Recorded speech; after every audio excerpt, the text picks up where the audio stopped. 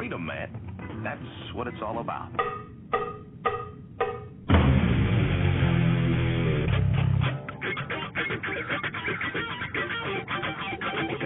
You've got to groove on freedom, like the good book says.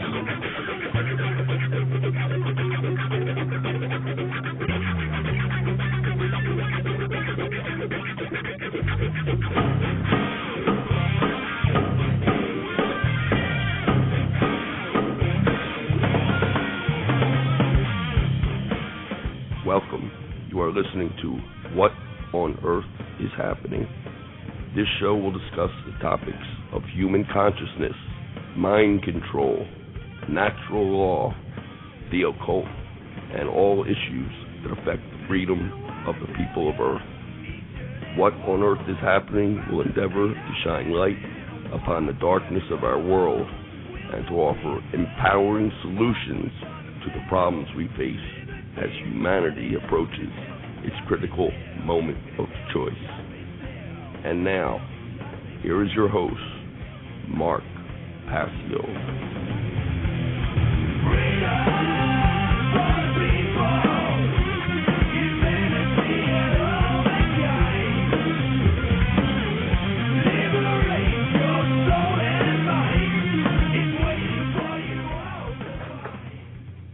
Welcome, everyone.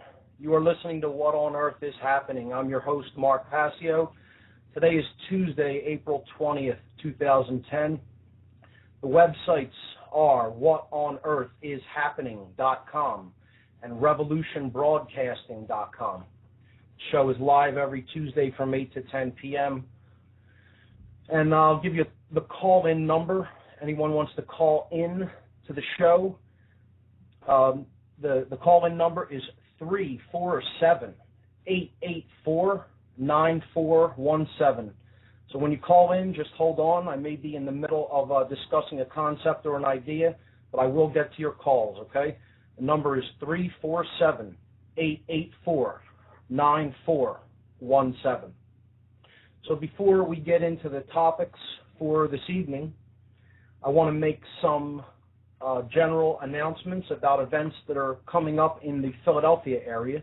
That's where I'm from. So really, really important and big event coming up this weekend, this Saturday night.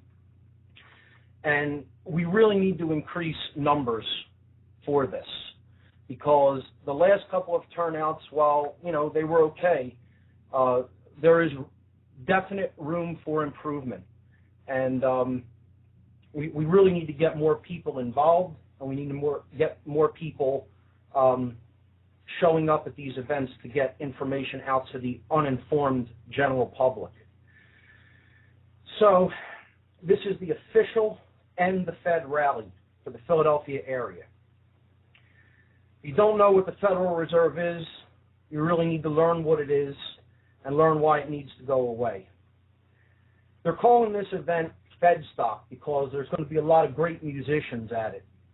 And it's all geared toward human freedom, and it's geared toward standing up against an immoral institution that really isn't creating anything good for humanity. So I quoted in a mailing that I sent out about this event the Chinese philosopher Wang Yangming. He said, to know and not to do is not to know. And I would take that adage a little bit further, and I would say to know and not to act is not to know or care. To know and not to act is not to know or care. So if you're out in the Philadelphia area, if you're from this region, and you understand what the Federal Reserve is, you understand how it is controlling the ability to prosper in our world and how it is attacking the freedoms and the sovereignty of the people of this land. Knowing is not enough.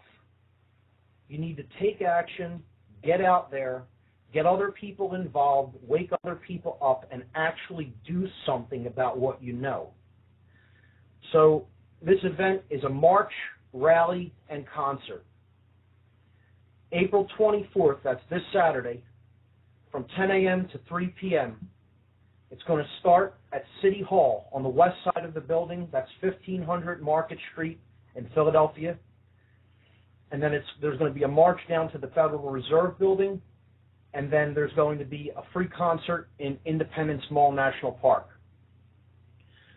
So I'll give my comments on this, and then I'll read the official announcement from the group that's hosting the event. As part of my mailing I sent out, if you still don't understand how intricately related the Federal Reserve System is to the destruction of our natural freedoms, then you haven't really learned a thing, or you've chosen to deliberately ignore it out of apathy, laziness, cowardice, or all three. Words are not enough. If you value your freedom and the freedom of future generations of humanity, take action. Stand with us in courage at this event and become involved with this cause today. Truth, Freedom, Prosperity is the group that is hosting and sponsoring this event. They're calling it FedStock, End the Fed 2010. It's the official End the Fed March and Rally for Philadelphia. And here's their description. The Federal Reserve System is the essential tool for big government that does not stay within its constitutional limits, leading to the impoverishment of we the people and the destruction of our liberty. In the heart of this city, where a people broke free of a royal house, this is the nation's premier End the Fed event. Come on down and have a blast rocking out for freedom on Independence Mall in Philadelphia. Show the nation with your presence that you want to end this lousy central bank cartel that has been sucking money out of America like a vacuum cleaner since 1913. Here's the general event information. It's going to be held start at Philadelphia City Hall on the west side of the building. That's at 15th and Market Streets in Philadelphia. Starts at 10 o'clock a.m. So be out at City Hall at 10. There'll be a rally there. The cost to attend the whole thing is completely free.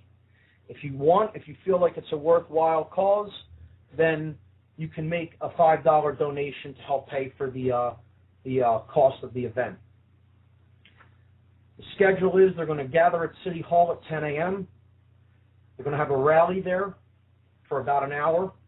At 11:22 a.m., symbolic number, they're going to march down to the Federal Reserve Bank, and there's going to be some speakers outside at the Fed building.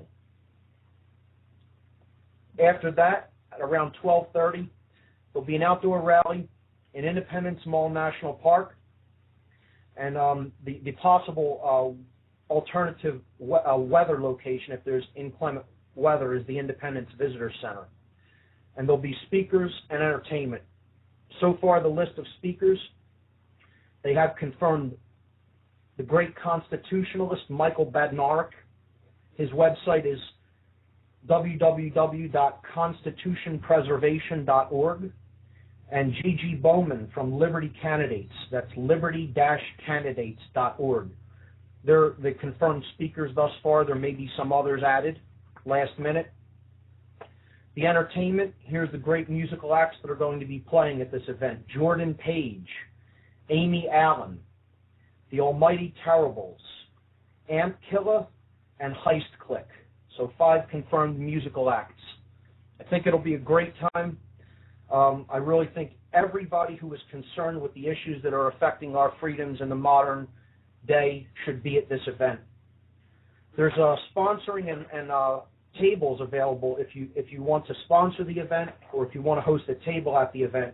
You can get in touch with Michael Salvi, and his email address is phillyc4l@gmail.com. That's phillyc4l@gmail.com. You can contact Mike if you would like to sponsor or host a table in the park. The websites are endthefed.us, phillyendthefed.com, and the group who is basically putting this all together, probably the best activist group in the Philadelphia region, and the people who I feel understand the dynamic as it stands with the greatest fullness in this area. That's Truth, Freedom, Prosperity. And their website is truthfreedomprosperity.org. Get involved. Get out there. That's all I can say. That's the last time I'll get a chance to make this announcement. I'll announce it again at the top of the second hour. Now, I'm going to start promoting for another event that's coming up in Philadelphia that's critically important. I know it's still kind of a long way off. This is going to be happening in July this summer, but I want to start telling people about it now. Anybody that listens to this program and anybody in the Philadelphia area needs to know about this conference that's coming up and also get involved. There's still time to get involved in helping in the organization of this event as well. This is called the Nikola Tesla Energy Independence Celebrations. The Nikola Tesla Energy Independence Celebrations. Now, if you don't know who Nikola Tesla was, I highly encourage everyone to research this great man and great inventor, because he brought so many innovations that we take for granted in our lives that are all around us.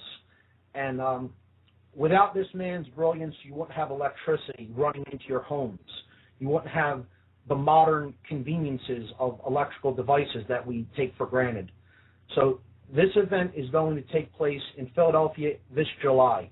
It's a 3-day conference from July 9th to July 11th. So I'm going to read the press release for this event.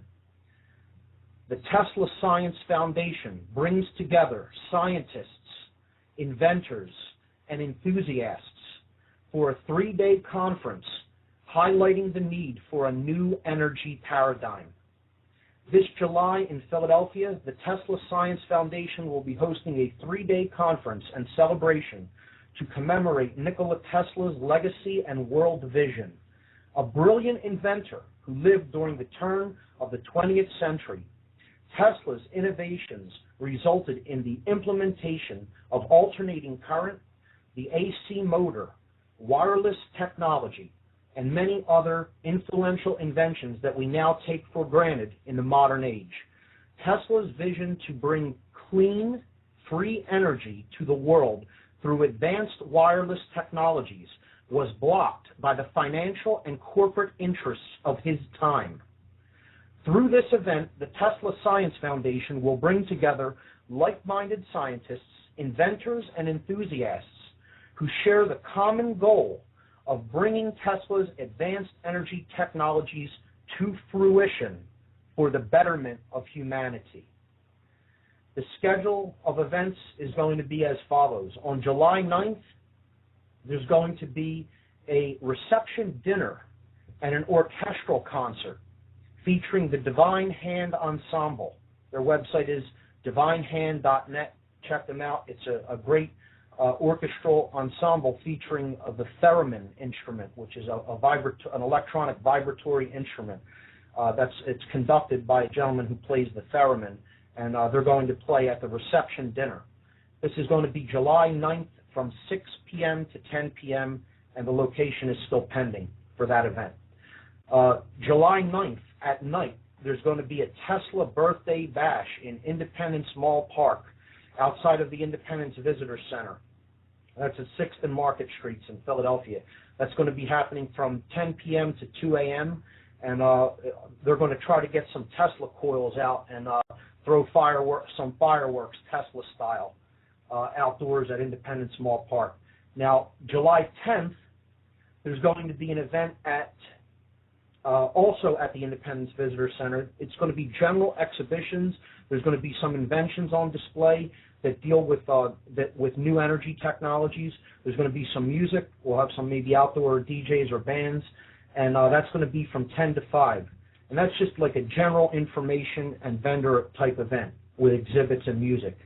But there's going to be free presentations and lectures at the Free Library of Philadelphia, the main branch, 1901 Vine Street in Philadelphia. That's going to also be going on from 10 to 5 on July 10th. So there's kind of like a 3-ring circus on July 10th. One of them is just for the general public who don't know much about Tesla to try to do an outreach about him. One is for Tesla enthusiasts to come and hear non-scientifically oriented, lectures for the layman about Tesla, his technologies. That's at the Free Library of Philadelphia, 10 a.m. to 5 p.m. on July 10th. And I myself will be emceeing that event. I will be introducing all the speakers. So the next event on July 10th, also from 10 a.m. to 5 p.m., is for scientists and inventors. So if you're a scientist, you're an inventor, you want to really dig deeply into some of these new advanced technologies, there's going to be a scientifically oriented conference, and that's happening at 2 Liberty Place on July 10th and 11th from 10 to 5 p.m., both days. That's 2 Liberty Place. That'll be on the 32nd floor. That's at 1601 Chestnut Street in Philadelphia. So that's that event. If you want more information about that event, visit the Tesla Science Foundation website at teslasciencefoundation.org. That's teslasciencefoundation.org. Philadelphia, PA, July 9th, 10th, 11th. 3-day conference on Nikola Tesla and his technologies. The Nikola Tesla Energy Independence Celebrations 2010. Extremely important. Why is it so important? Because, as I've said many, many times, and as I'll say many, many more times, the control of energy is the control of people. If you don't understand that, you don't understand how these technological and scientific so-called elites are really controlling the events of the world. So, with that having been said, with those 2 events having been announced, I want to jump into the conceptual topics for this evening. I'm going to do a quick recap of some ideas and concepts that I've covered in previous shows and just give a general overview of what we do here. As you heard in the intro, this show discusses human consciousness, mind control, the occult, and any issues that affect the freedom of the people that live on this planet. So we'll be getting into heavy topics as the weeks progress. But to get to that, you have to build a foundation. And that's what I've been laying out. I've been laying that groundwork of conceptual ideas over the past few weeks. So essentially what we've covered thus far is we talked about truth. We talked about what truth is. We talked about why it's so important, because alignment with it, coming into harmony with what actually is taking place around us and within us, is what consciousness is all about. When we do that, we're building a world of order and freedom. When we get out of alignment with what is actually true, and we get off onto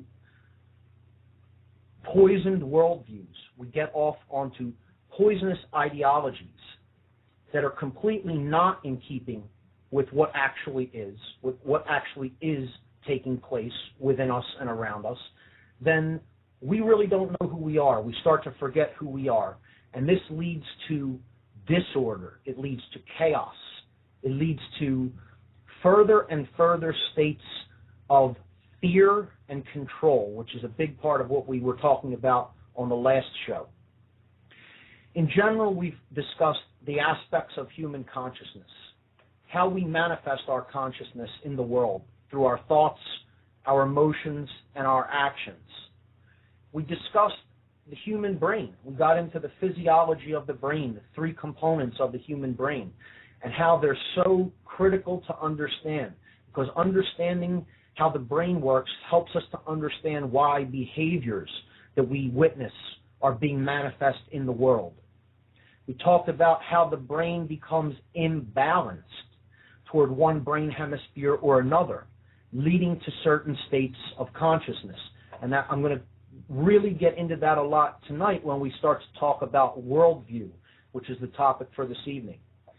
See, what we basically discussed on previous shows, and I'll continue to emphasize this, is the ability to tell truth from falsehood is the underlying causal factor to everything we see play out around us. The philosopher Soren Kierkegaard said that humanity is only fooled in two ways. That's it, only two ways. We believe that which is not true, and we refuse to accept that which is true. That's it. That's the only two ways people are fooled. I would extend this to say the only two reasons that humanity experiences suffering are just that.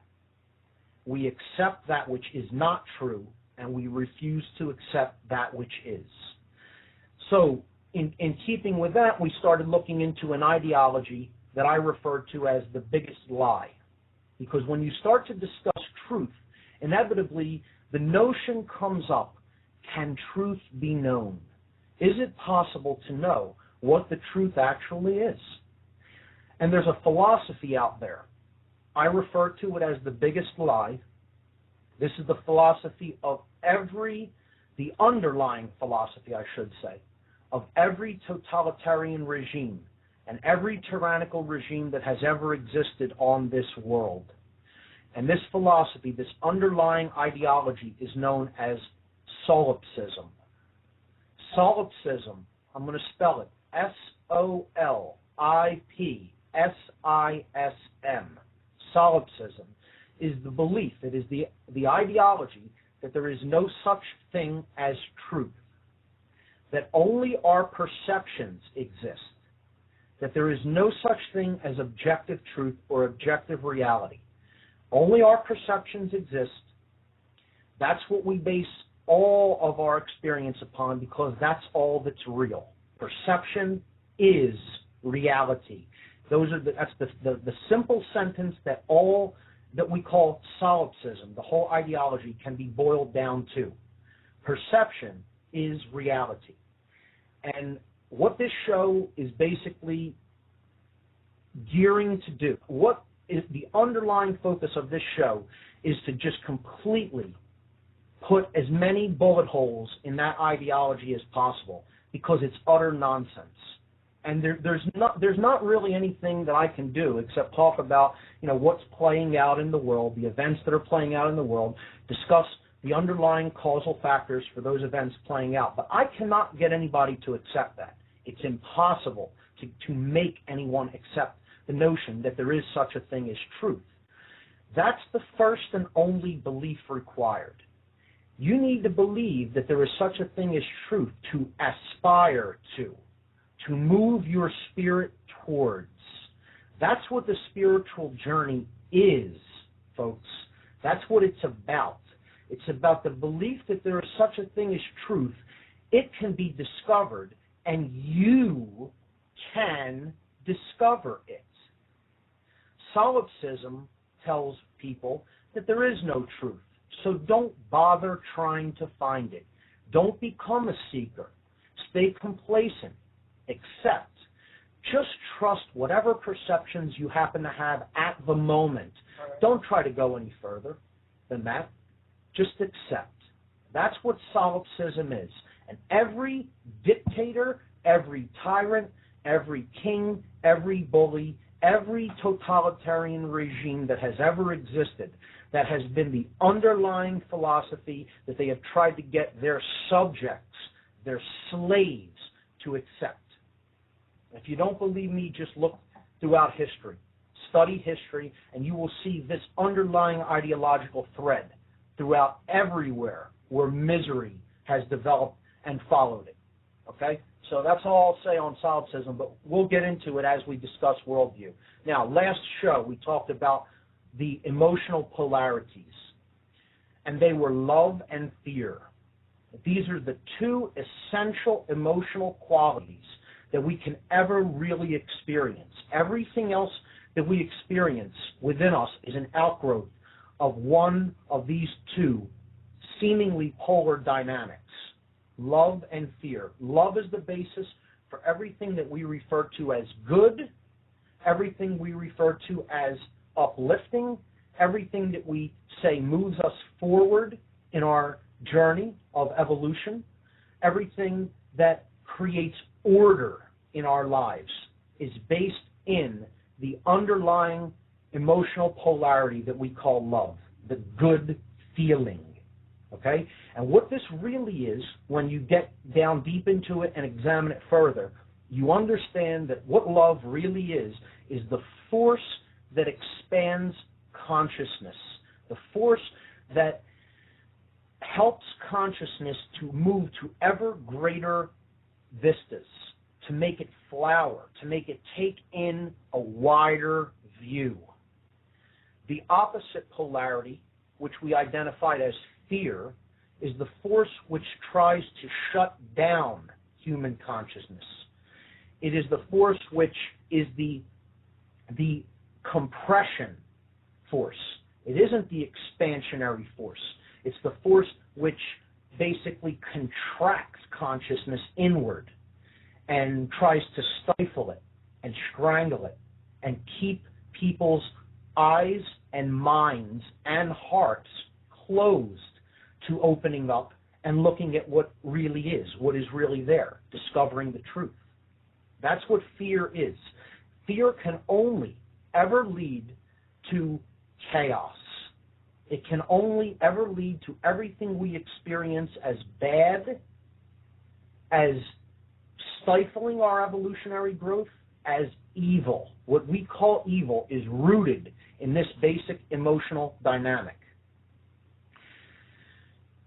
When we come into harmony with the emotional polarity called love within ourselves, an internal state develops, and we call that sovereignty or dominion. This is when a person becomes unified with themselves. The three aspects of their consciousness become one. They become as one. So as they think, so they feel, and so they act. And they cannot be pulled apart from that. Their actions are in keeping with how they feel and how they think about anything. This is a person in internal harmony, in self-love, in balance with themselves. Okay? And this is a balanced brain as well. A person with a balanced neocortex, the higher thought center of the human brain. The left hemisphere and the right hemisphere operate in cohesiveness, in coherence. Okay? That is what we refer to as sovereignty or dominion within. The rulership of the kingdom of self.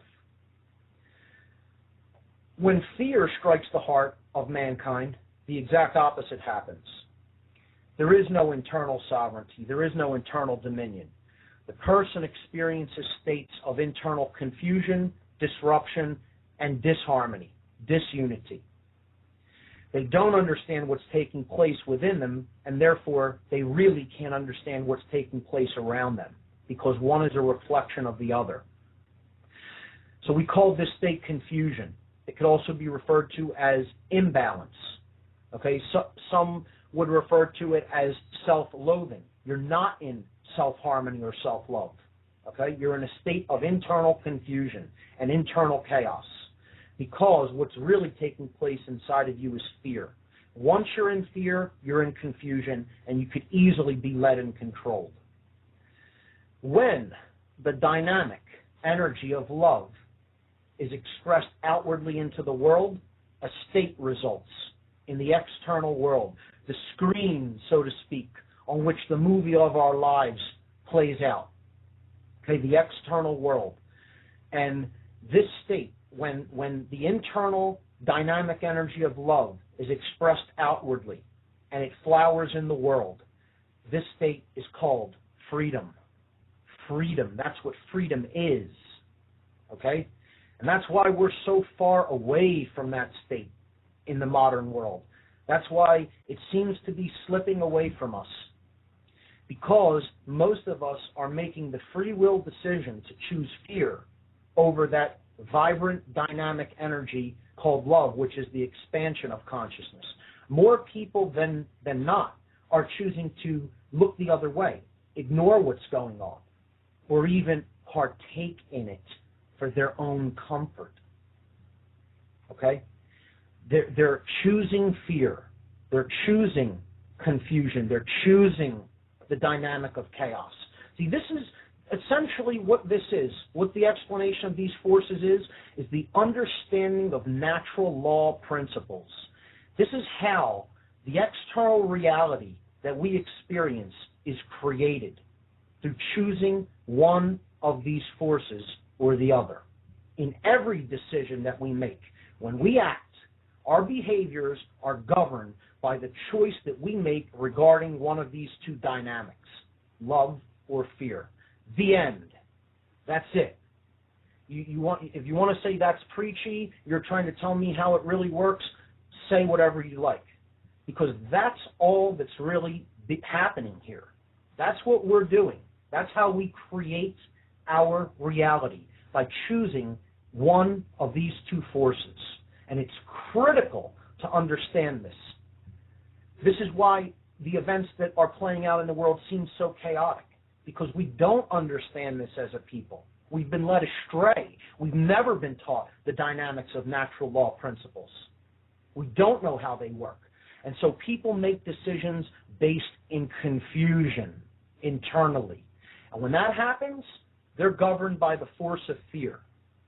And what that leads to in its external expression is a state known as control.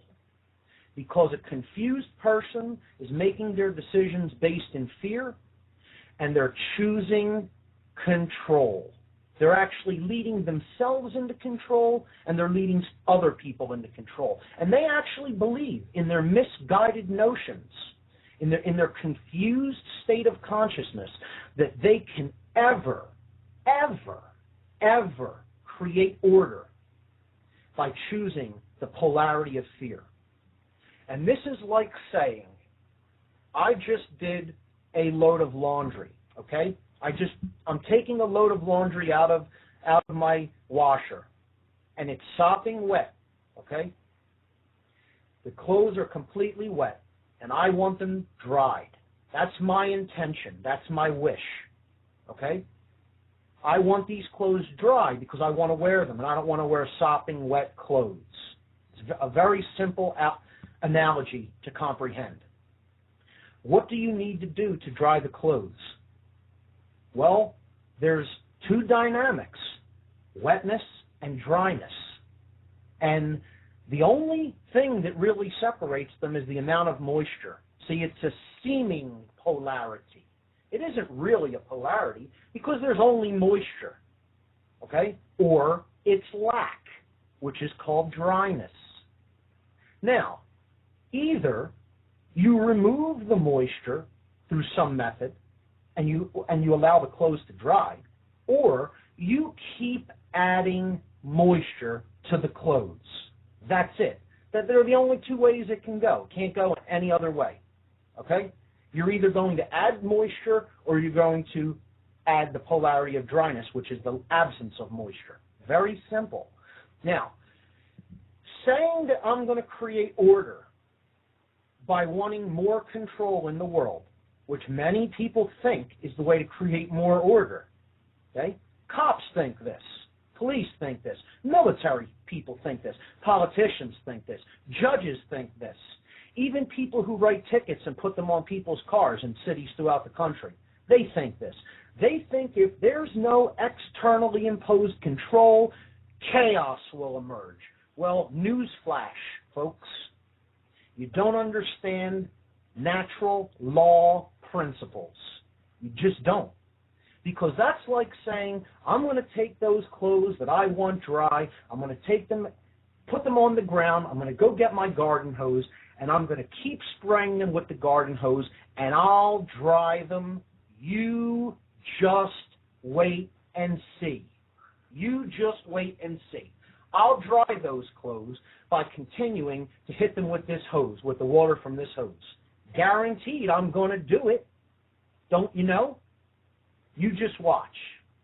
Well, anybody that has two brain cells to rub together will understand very quickly, you can stay there till the death of the universe, and you will never dry those clothes that way. It ain't going to happen.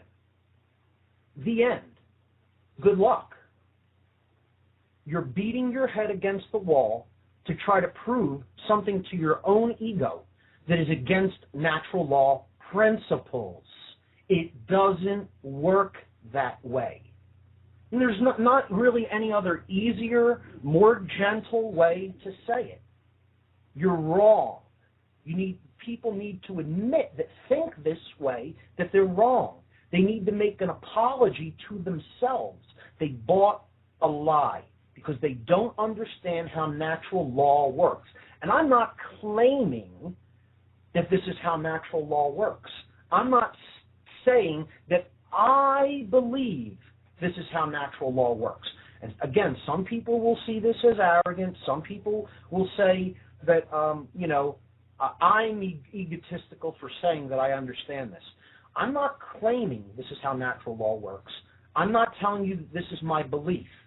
I'm telling people out there that I do understand that this is how natural law works.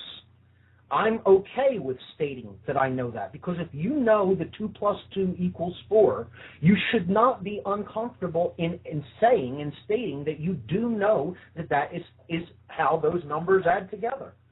If you do know that gravity is an effect on a planet and it operates with a certain amount of force, and if you drop a ball from a specific height, it will act upon that piece of mass.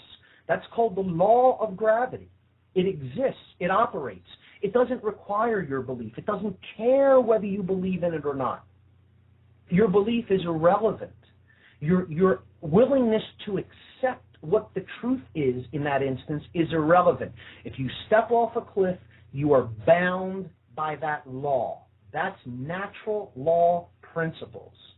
And to understand what we're going to talk about tonight, which is worldview, you need to have a firm grasp in those polarities, love and fear, how they work and what they create.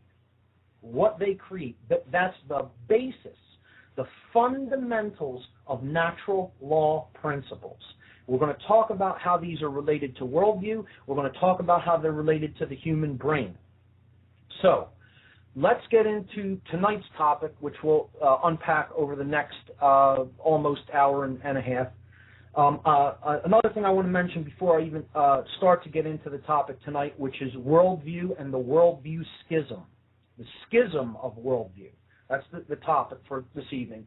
I want to let everybody know that in-house I do have a guest who is a personal friend of mine. His name is Darryl Rowlands, and he is going to share some of his views on the schism of worldview a little bit later on the show tonight, and he is going to tell his story about how he became involved in the freedom movement and how he got involved, in the Philadelphia area as a prominent activist. So he'll be coming up probably in a little while on the show, but he's in house tonight, and we'll be getting to him most likely in the second hour of the broadcast tonight. So today, what I want to really unpack is the concept of worldview and worldview schism. Okay? Now, there are basically two extremely imbalanced competing worldviews in the world. It's like love and fear, okay? Except both of these are based in fear. Both of these are worldviews that lead to disorder, disharmony, control, chaos, everything we view and think of as evil. Everything that brings anything bad to our lives, that makes us uncomfortable, that makes us suffer. These are the two fundamental underlying worldviews. Neither one of them are based in reality. They're both based in the illusion of the emotional polarity that we call fear. Okay? This is an illusionary state. It really doesn't exist. It's the absence of that which is real. It's the absence of that which is true, which is the love dynamic. That's what the universe is. That's all there really is.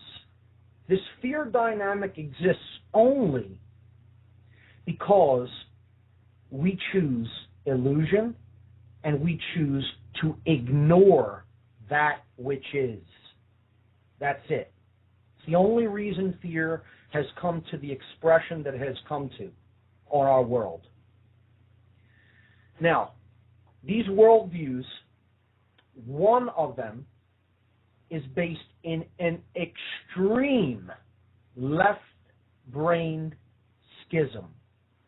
A person who holds an extremity of left-brain attitudes, beliefs, and lives their life in this left-brain prison modality. They have hardly any connection to the right side of the brain. So we talked about the physiology of the brain. The left side is the so-called male side of the brain. Its functions govern logic, scientific thought, mathematical thought, language, analytical thought, the ability to break down concepts. That's what the left brain is. The right brain hemisphere, its functions govern intuition, holistic thought, seeing things in states of unity consciousness, a feminine, nurturing instinct, connection with higher levels of spiritual awareness, and the love principle. These are right brain modalities. It also governs creativity, creative expression, music, art, dance, etc. These are right brain modalities. A person in left brain consciousness only can become very brilliant. Many scientists are extreme left brain thinkers, and many of them, doctors, lawyers, mathematicians, etc., they're very left brain.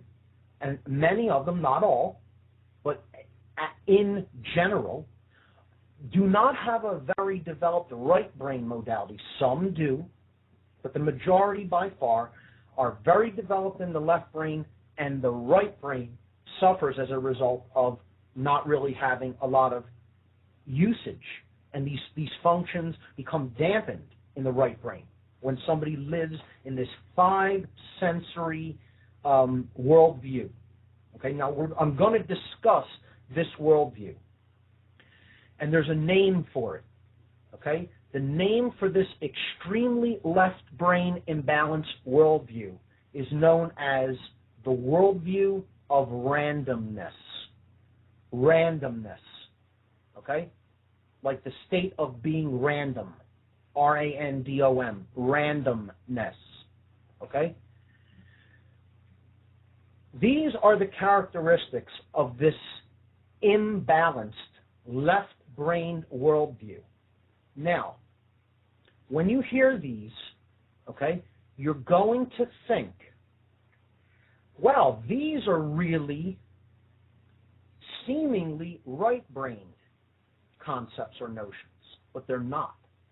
They're a result of holding a very left-brain worldview for most of one's life. See, what the brain is doing is it's reaching out and trying to bring balance to an extreme state of imbalance.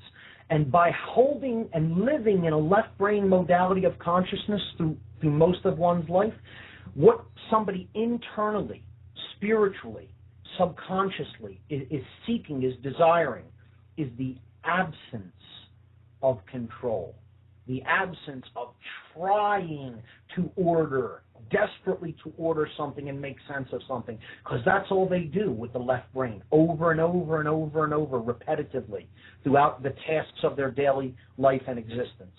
So this worldview, the schism, of the worldviews that we're talking about, there's a left brain one, there's a right brain one. The left-brained, imbalanced worldview is called the theory or the worldview of randomness.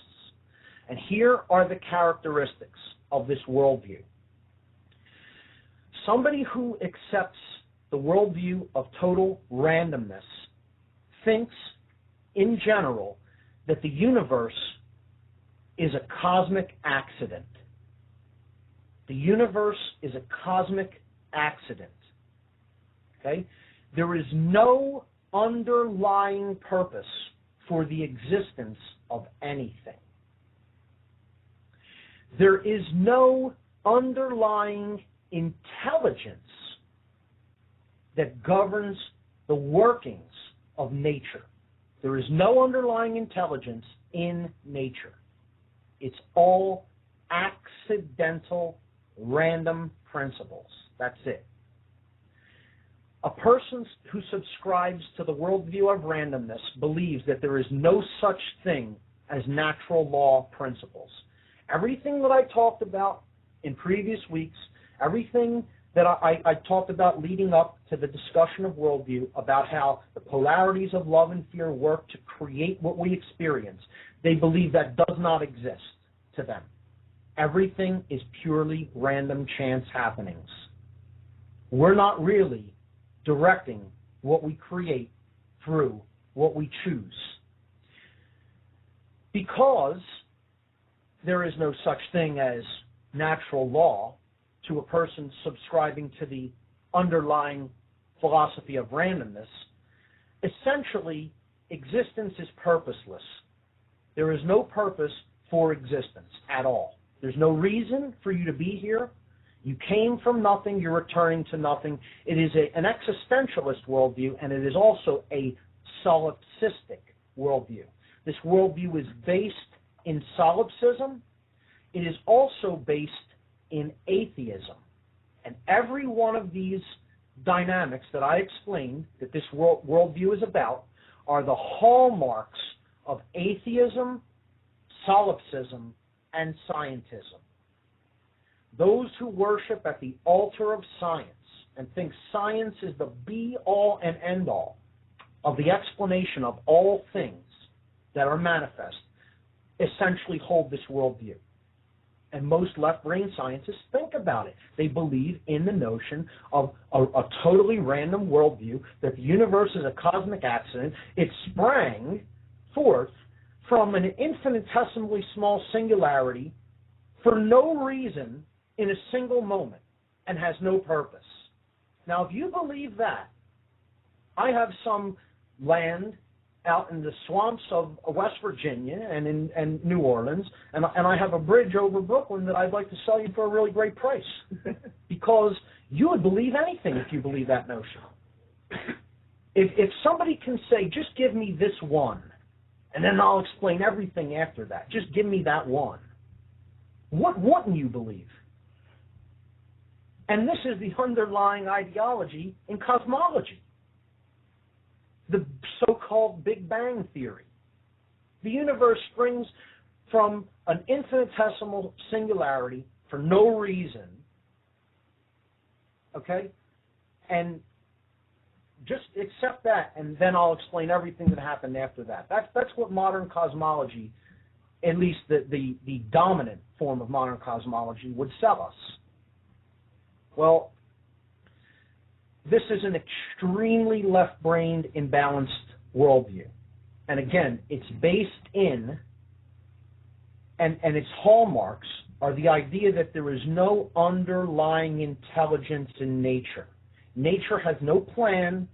It is not governed by any natural law. There is no intelligence that orders it, okay?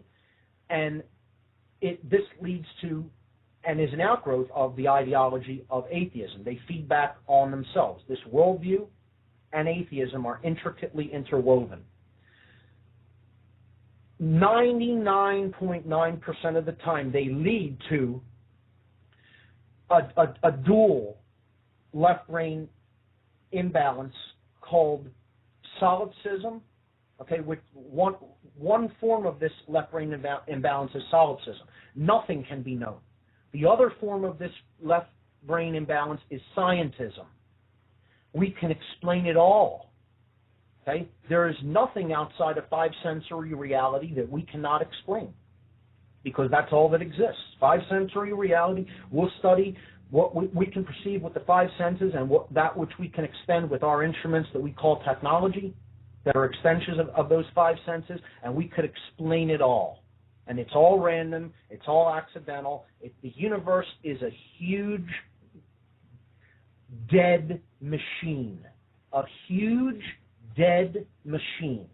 That's what the ideology of randomness would have people believe. And I'll tell you something.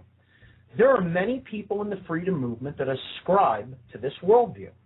I've been at meetings, and this is what people, even in the freedom movement, they say, yeah, I understand the encroachments on my freedom. I understand that we're, under attack with our personal and civil liberties. I get all of that. And I still think there's no such thing as any underlying intelligence in nature. The universe is a dead machine. We are nothing but dead biological computers, essentially, at an atomic molecular level. And that's it. Now, again, this is extreme left brain imbalance. And people buy this notion because of the old form of science, this Newtonian science. And it's a twisted form of Newtonian science because not even Isaac Newton thought like that. Okay, but it's a twisted form of this Newtonian scientific worldview that is so out of date that is not even really at the cutting edge of modern science anymore. But this is what people have bought because that's what's been in their textbooks in the Soviet educational system that we're all indoctrinated into, essentially. Okay? That's where they bought this left brain notion. It's reinforced through the media. It's reinforced through what I call old science. It isn't cutting edge science. This is an old and henceforth, in the modern age, a disproven form of science.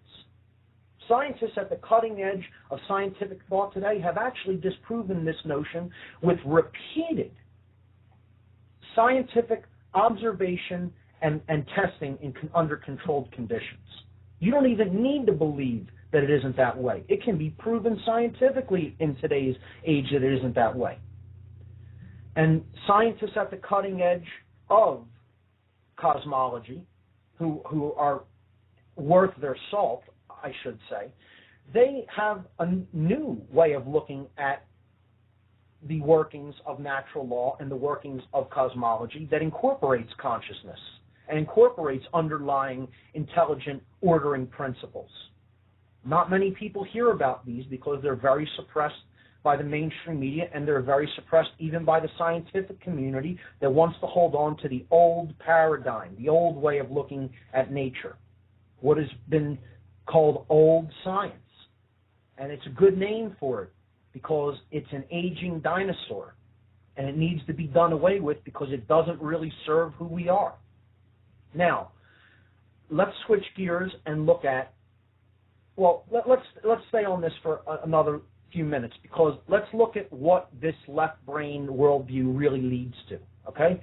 So it's rooted in atheism, solipsism, and scientism is what grows out of it, okay? Either the notion that perception is reality or the notion that everything can be explained through the five senses or the extensions of them. So those are the outgrowths of it.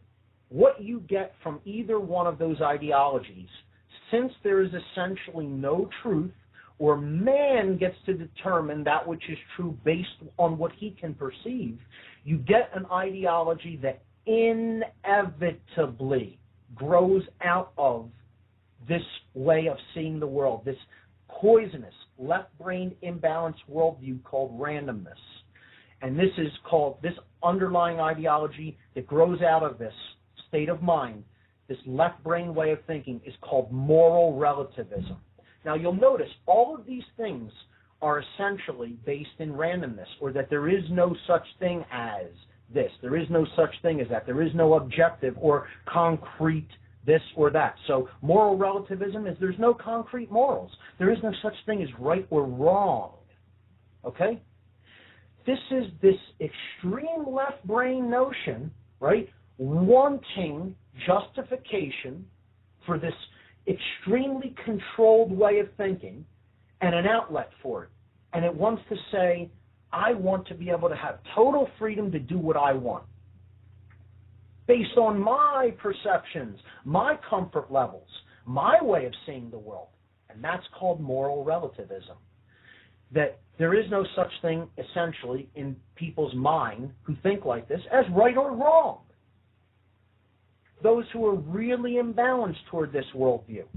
There's no such thing as morals, objectively. There's no such thing as objective moral principles to someone that holds this worldview. What does that mean? Well, since there's no such thing as God, there's no such thing as truth, it's only my perceptions that govern what's really taking place around me. And there's really no such thing as right or wrong. I can basically do whatever I want at the expense of anybody else. And that ideology is called social Darwinism. Social Darwinism. Look it up and read about it if you don't already understand it. And that's the ideology that's basically running this world. The ideology of the so-called elites of this world. I won't call them the elite anymore because they're not my elites. But, who people refer to as the elites, those who are really running the show in the hidden corridors of power, this is their ideology. Social Darwinism, the survival of the socially fittest. And they believe that the socially fittest is governed by genetics. When you talk with them and read their papers, or perhaps belong to some of the organizations that they control or deal with or work through. Okay? Social Darwinism. It's one of their underlying ideologies.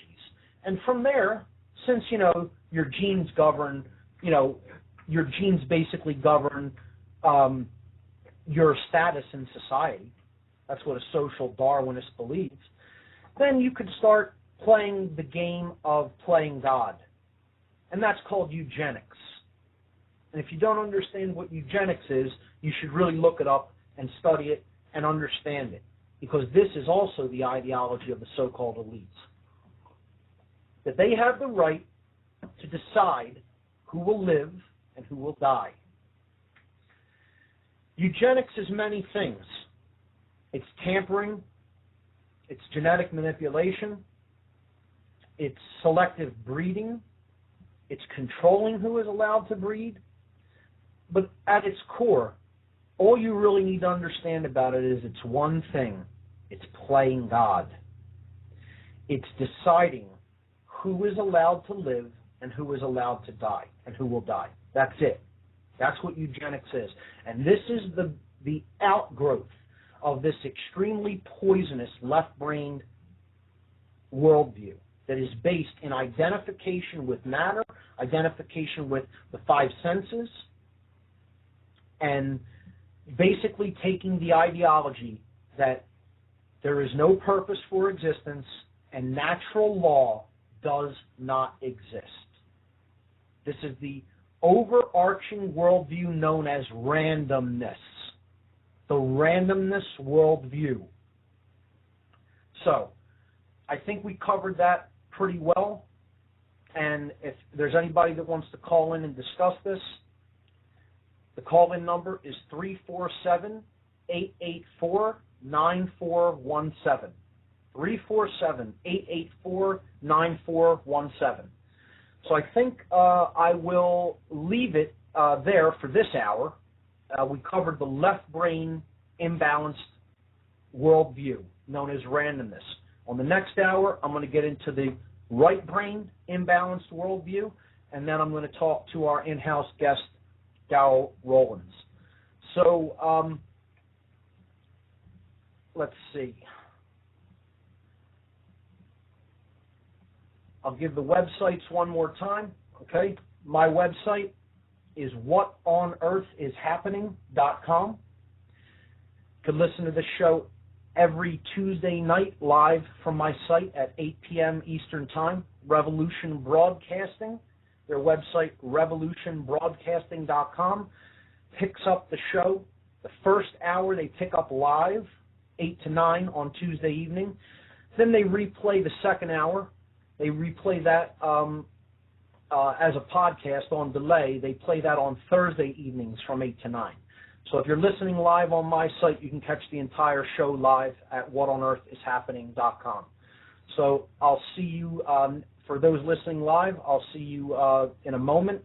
And for those listening on Revolution Broadcasting, tune in Thursday at 8 p.m. I'm What on Earth is Happening. I'm Mark Passio. This has been What on Earth is Happening. We'll see you at the top of the next hour.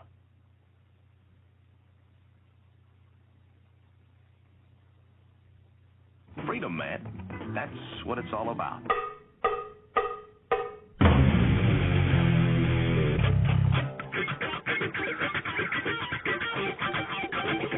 You've got to groove on freedom, like the good book says.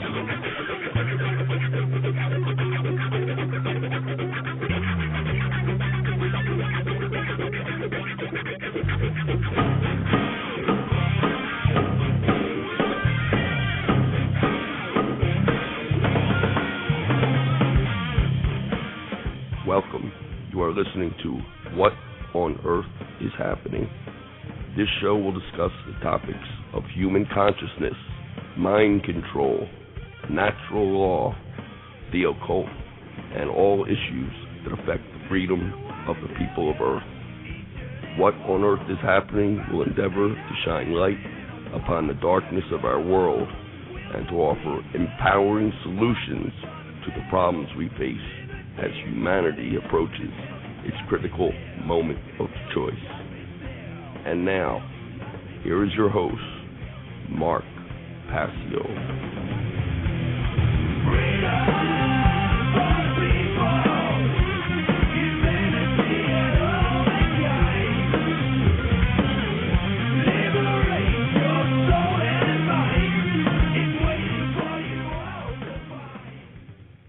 Welcome, everyone.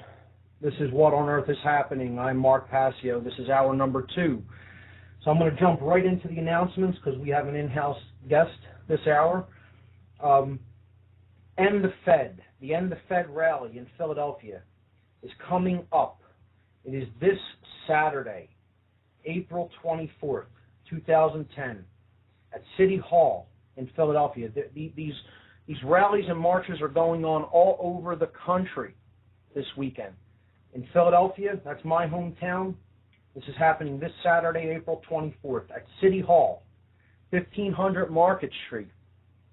The West Side they're meeting at. If you still don't understand how intricately related the Federal Reserve System is to the destruction of our natural freedoms, then you have not really learned a thing. Or you've chosen to deliberately ignore it out of apathy, laziness, cowardice, or all three. Words are not enough. If you value your freedom and the freedom of future generations of humanity, take action and stand with us in courage at this event. Become involved with the End the Fed cause today. The group Truth, Freedom, Prosperity is hosting this event. They're calling it Fedstock. End the Fed 2010, April 24th. This is the official End the Fed march and rally for Philadelphia.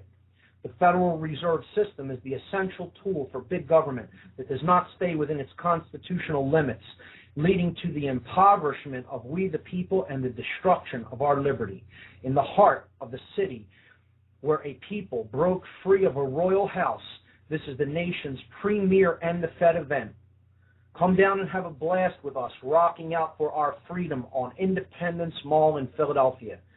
Show the nation with your presence that you want to end this lousy central banking cartel that has been sucking money out of America like a vacuum cleaner since 1913. This is the End the Fed March Rally and Concert at Philadelphia City Hall, the West Side. The gathering begins at 10 a.m. The cost is free. If you want, you're under no obligation, but if you want to, you can make a donation of only $5 to help pay for the cost of the organization of the event. Here's the schedule. 10 a.m. gathering at the west side of City Hall. There's going to be a rally there with some speakers. They'll have some bullhorning going on. We'll pass out information to the general public. At 11:22 a.m., there'll be a march down to the Federal Reserve Bank. There'll be some speakers outside there. And then at 12:30, there'll be an outdoor rally in Independence Mall National Park. If it's inclement weather, this is going on rain or shine, by the way. If there's inclement weather, the outdoor rally and concert will be at the Independence Visitor Center. So the speakers are Michael Badnarik. He's a constitutionalist and a big fighter for human freedom. His website is constitutionpreservation.org. Gigi Bowman will also be speaking. The website is liberty-candidates.org. There's going to be some great freedom-oriented musical acts, and they're going to be playing in Independence Mall Park. Jordan Page, Amy Allen, The Almighty Terribles, Amp Killa, and Heist Click. If you want to sponsor the event or possibly host a table at the event, contact Michael Salvi at Philly C4L. That's Philly C4L. C, the number 4L. I believe that's short for Campaign for Liberty. So Philly C4L at gmail.com. Michael Salvi. Contact him if you want to sponsor the event or host a table at the event. The websites are endthefed.us, phillyendthefed.com, and truthfreedomprosperity.org. Quickly, the second event I want to plug here that's coming up in the Philadelphia area is the Nikola Tesla Energy Independence Celebrations. This is a 3-day conference on Nikola Tesla and his technologies that he wanted to bring forth to give humanity clean, free, endlessly abundant electrical energy systems for the entire planet. This plan was stifled by, well, let's just say it was stifled by those who began the Federal Reserve System. Big surprise. It was stifled by the big financial and banking interests of Tesla's day. He was an inventor who lived at the turn of the century and is probably one of the most brilliant minds humanity has ever seen. This is going to be a 3-day concert, July 9th, 10th, and 11th in Philadelphia. July 9th, there's going to be a dinner reception, a concert, and a Tesla birthday bash. The Tesla bash is free to the public. It's going to be at 6th and Market at Independence Visitor Center lawn. July 10th is kind of like a 3-ring circus. It's kind of being billed as. There's some a level of involvement for all levels of activity, of all levels of interest, okay? There's activities for all levels of interest of the public. If you're somebody who doesn't really know much about Tesla, you just want to get some information, hear what this is about, you can come out to the Independence Visitor Center July 10th at 10 a.m. to 5 p.m. There's going to be exhibits. There's going to be some maybe free energy systems on display, Tesla coils. There's going to be information passed out, some music or DJs and such. That'll be July 10th, 10 a.m. to 5 p.m. at Independence Visitor Center. Now, if you're already a Tesla enthusiast and you know some information about who he was and what he tried to do, there's going to be free presentations and lectures at the Free Library of Philadelphia, main branch. That's at 1901 Vine Street. I will be emceeing this event. I will be introducing all the speakers. I'm actually involved with the Tesla Science Foundation myself, so I will be hosting the Free Library portion of the event. That is going to be happening July 10th at 10 a.m., and that'll be going until 5 also. If you're a scientist or an inventor and you want to get involved with the Tesla Science Foundation and you want to get involved with actually creating some of these technologies and learning more about it and getting involved with other inventors that are driven to do this for the right moral reasons, because it needs to be done. The control of energy is the control of people. We need to break free of the controlled and limited energy paradigm that we're a slave to, and get on to clean, free, renewable sources of energy, harnessing the wheelwork of nature. That's what Tesla called it. So we need people in the scientific community and in the inventor community to come out to this. There's going to be scientific presentations and lectures July 10th and 11th, 2 days. The scientific part of the conference, 10 a.m. to 5 p.m., and this will be going on at 2 Liberty Place on the 32nd floor. This is at 1601 Chestnut Street in Philadelphia. For more details, see the website TeslaScienceFoundation.org. TeslaScienceFoundation.org. A bunch of great people. I'm honored to work with them. Come out to the conference in Philadelphia this July. So those are the announcements. The last hour we were talking about worldview. I'm going to jump right back into this, and I'm going to go, we talked about the left brain imbalanced worldview known as randomness. So I'm going to discuss the right brain imbalanced worldview, and then we're going to talk a little bit to Darrell Rollins. The right-brained partner of the extreme left brain imbalanced worldview known as randomness. The name for this right brain worldview schism is called determinism. Now think about it. Just from the words alone, you would think, well, total determinism would be considered left brain, but it is not. This is the right brain version. You would think randomness, that's looseness and no cohesiveness, that's a right brain modality, right? Not structuring something, but it is not. That is the left brain worldview. This is because these worldviews are derived and held because the person is in such a state of imbalance toward one brain hemisphere or another that this is what their underlying ideologies, their underlying philosophical makeup, they want to make up for this deep imbalance in the brain by holding the exact other principles. So the left brain imbalanced worldviews seemingly all ascribe to ideologies that are right brain, like existence is purposeless. There's no underlying thing, there's no such thing as underlying natural law that governs the workings of our reality. You would think that those are right brain, and essentially they are, but they are resultant of the left brain being dominant most of one's life. What I think I'm going to do over the next week is post some slides from lectures that I have given in the past with some layouts of these worldviews and of the concepts that I've been discussing on the show. Maybe I'll even go back to former podcasts and just post some individual slides that you can refer to that deal with the topics that I talked about on that podcast. I think a visual aid and showing you kind of what I'm going by as a general outline of what I talk about on this program will help you to really grasp more deeply some of these concepts. I know just hearing it in words sometimes can be difficult. You really have to sit down, pay attention, and visualize what I'm talking about. But if you have a visual image, it can help a lot to really solidify in somebody's mind how this really works out and what it really is all about. So I think I'll start doing that this week. But this right-brained imbalanced worldview principle, okay, the schism of worldview, is known as determinism. And here are the underlying core philosophical beliefs that go along with determinism. A determinist thinks that God, whatever they may view that as, controls every event in creation.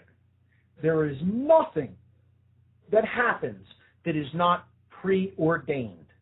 All occurrences are preordained by the Creator. The creation is essentially a clockwork machine that does the bidding of this all-powerful Creator.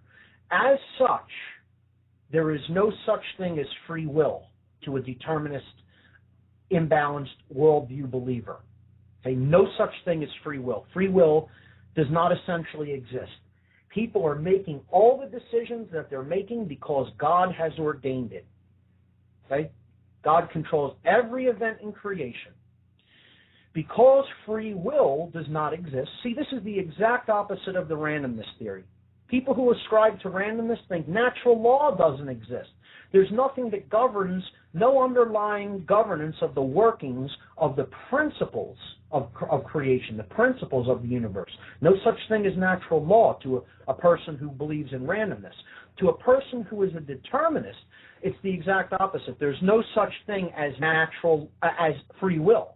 Natural law governs everything in creation. God's law governs it all. There is no choice. There is no free will. Humans don't have a will of their own. God's making it all happen like a big, huge clock that he controls. Okay? Total control. Okay? A modicum of control is what somebody in the right brain worldview doesn't have. They're governed by their emotions. They're ruled by their emotions. This is a total emotional brain thinker. All right brain, no left brain. It's all about supplication. It's all about bowing down to higher authority. See, the randomness worldview creates people who think they're God. They're masters. They subscribe to social Darwinism, moral relativism, eugenics, totalitarianism, when this worldview reaches its apex of imbalance. A determinist doesn't believe free will exists. So there is no such thing as changing anything. You can never take the reins of reality and change them in any direction. God's doing it all. Don't bother trying to change a damn thing, because change is impossible. All of your actions are essentially meaningless because you can't change a thing. Why do anything? Why wake up and eat in the morning? Why speak a word to any other living being? A deterministic mindset that says all events are preordained, things are coming whether we want them to or not. Don't bother trying to change a thing because nobody really has free will. God's making it all happen and you're just a puppet going along with his will. Okay? Change is impossible. Action is meaningless. That's what a determinist thinks. And I'll tell you, there's a lot of people that think like that. You go down to your local church or you go down to your local, whatever religious organization it may be. You'll find a lot of deterministic worldview people. Guaranteed. Okay? This is the hallmarks that this ideology, this worldview, a schism toward the right brain, the hallmark of this is religious fundamentalism and religious extremism. So you'll notice, I'm talking about one worldview that's totally left brain and totally atheistic. No such thing as morals, no such thing as natural law. And the other worldview that is totally deterministic is all about religious extremism. And you know what I'll say about both of these worldviews? Both of them are complete bunk. Total bunk. Not one of them holds one shred of information that is worthwhile, that leads to our personal evolution, that leads to a higher level in the journey toward higher consciousness. None of it is based in unity consciousness. None of it is based in the dynamic of love, of expansion of consciousness. Every one of these ideologies, every one of the core beliefs that go along with them are all based in fear. And as such, they can never lead to anything good. They can never lead to anything uplifting. They can never lead to anything unifying. They can never lead to order. They can never lead to harmony. They can never lead to peace. And most of all, they can never lead to freedom. Ever. It can't happen. You're trying to build something that you say you want. Okay? Somebody who believes both of these principles will say they want peace. They'll pay lip service to, I want freedom in the real world. Okay? They'll tell you that. But then they'll tell you, this is my underlying ideology. And I'll try to say to them, you can never create that or have that condition that you say you want. You say that's your desire to have this or that, and now you say, this is the mindset that I'm going to use to try to build that state of experience. It can't happen. Ever. Ever. It never will happen as long as you're thinking like that in one of those belief systems. These are belief systems. None of them are based in the fundamental principles of truth and natural law. Because I'm going to tell you, essentially, you ever hear the adage, there's my side of the story, there's your side of the story, and then there's the truth. Well, the truth is never in one of these two extreme ideologies that are based in fear, randomness or determinism. The truth never lies in a left-brain schism or a right-brain schism. The truth isn't schism. It's unity. It's in the middle. The truth is the middle pillar.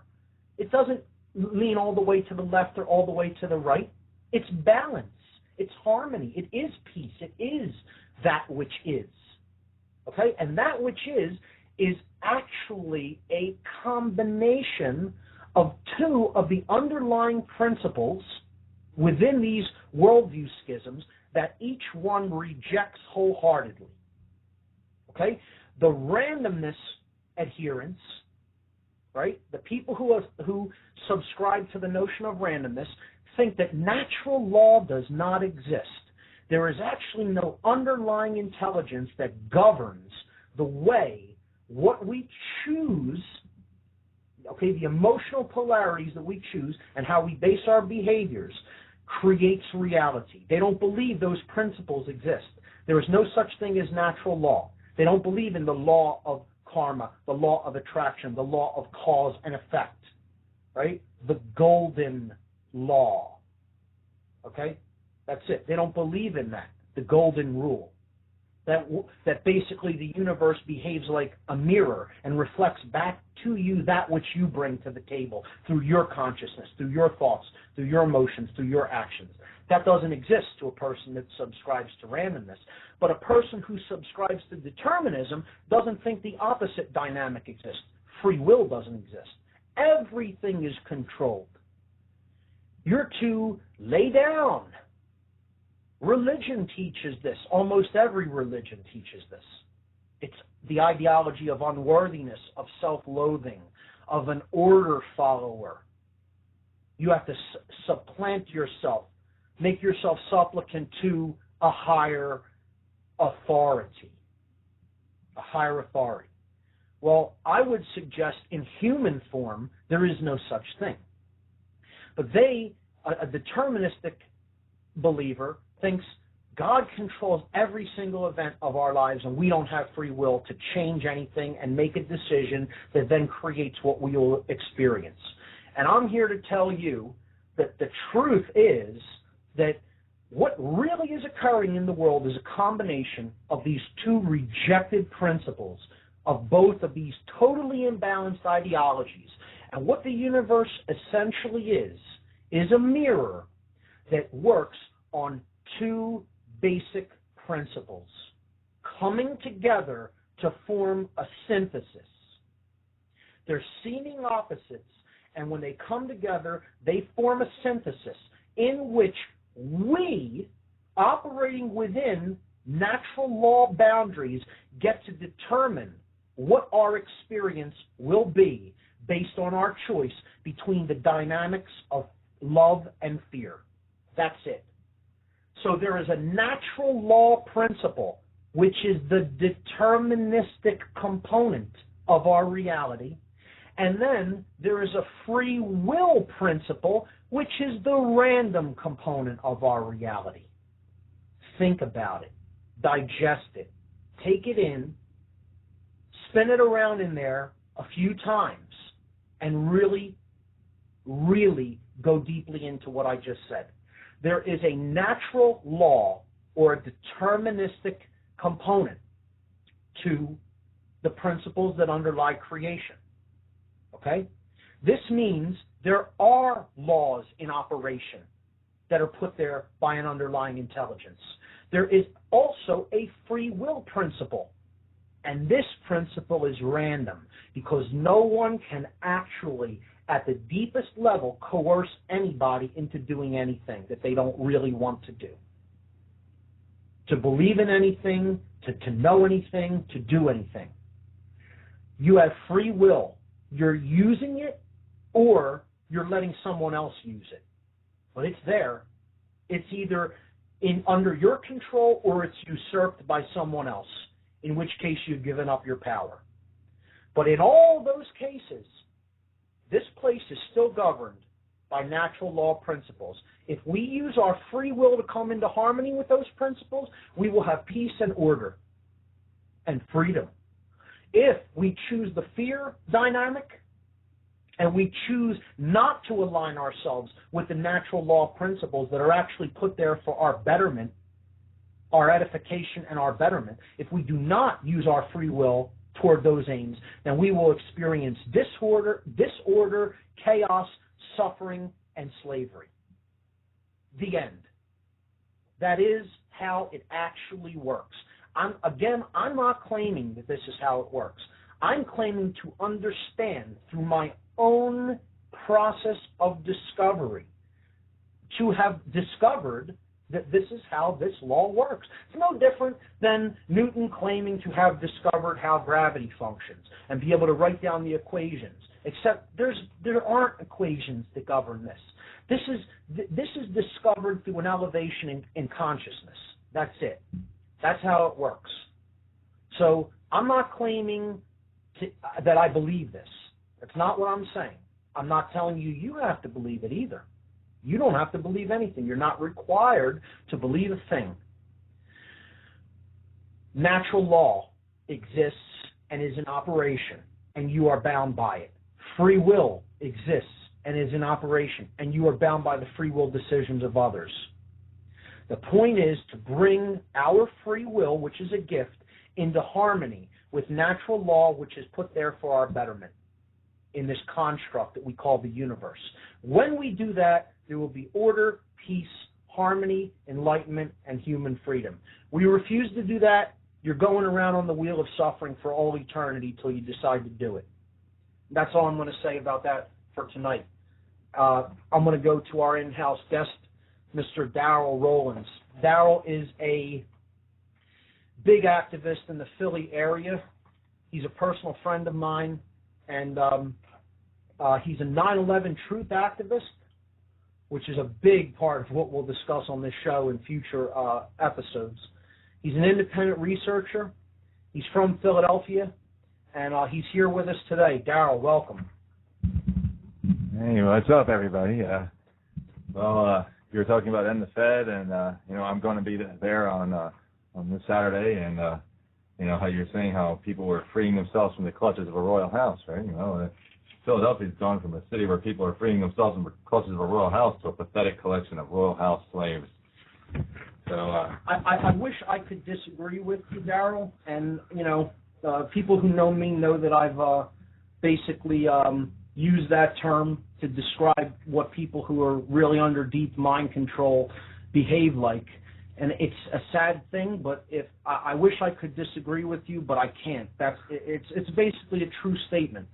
And we need to try to change the dynamic by outreach, by getting out, beating the streets, putting information into people's hands, and saying you do need to look at this stuff. You do need to understand it. It affects you. It affects your life. It affects the world that you live in, and it affects the world that your children are going to have to live in.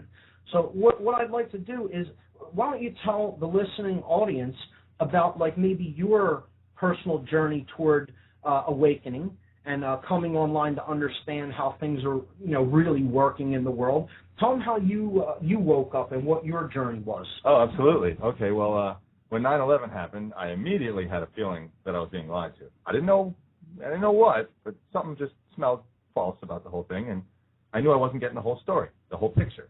That was the key. It was this other information we weren't getting, So I started digging. I started doing research on the internet, and I stopped merely absorbing what was being reported on the news, and I started analyzing it.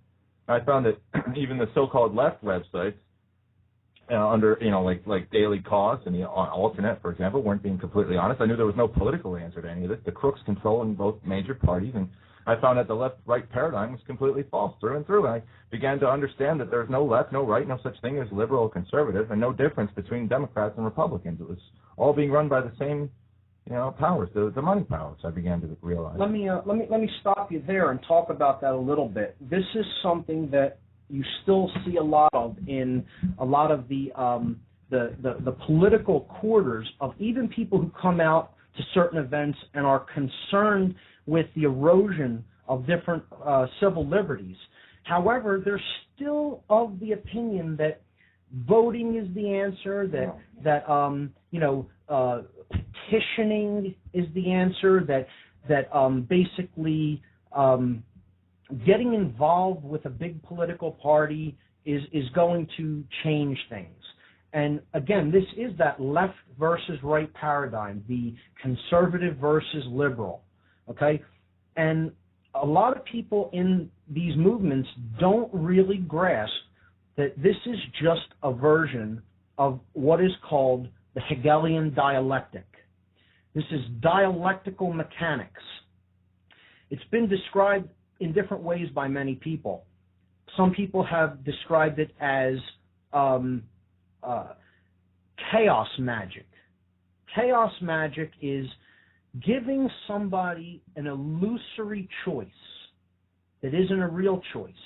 They just think it's a real choice. I kind of described this a couple of weeks ago. Your child doesn't want to eat his vegetables, so you make him think he has a choice. You say, hey, John, you want peas or corn tonight? You want carrots or mashed potatoes? And the kid thinks, wow, I get to decide what I'm going to eat, huh? When in fact, you have these things already prepared and laid out, or already, getting ready to prepare them, and you just want him to pick one so you could throw one in, in the oven and make it, and that's it. And he eats it because he thinks he picked it himself, when in fact, he didn't really have a choice. He was going to pick one or the other. He was going to eat his vegetables. The outcome was already predetermined. The outcome was predetermined because there was an event already planned beforehand. There was a goal planned beforehand. See? Him eating his vegetables. A certain politician from one party or the other getting into office. An invasion of a sovereign country. Then an event takes place that brings up confusion within, and somebody is basically pressured into making a false choice that can't really be what they had in mind originally, but it's what you had in mind originally. This is called dialectical mechanics, the presentation of a false choice. You extend both hands to somebody that you want to hit, and you say, pick a hand. And they pick the left one, and they get slapped. If they pick the right one, they were going to get slapped just the same. So 9/11 was actually an example of a dialectical mechanics event.